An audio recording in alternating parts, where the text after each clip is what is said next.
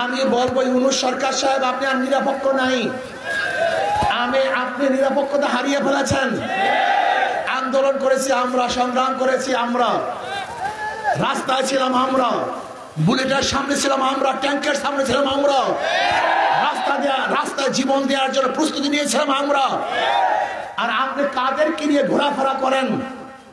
যারা স্পষ্ট বলেছে এই ছাত্র জনতার আন্দোলনের সাথে আমরা সম্পৃক্ত না, আপনি তাদেরকে গুরুত্ব দিবেন। আর যারা রাস্তায় নেমেছিল জীবন দেওয়ার জন্য, তাদেরকে আপনি উপেক্ষা করে চলবেন। আপনি নিরপেক্ষ নন, আপনি নিরপেক্ষতা হারিয়ে ফেলেছেন, কোন একটা দলের দিকে ঝুঁকে পড়েছেন।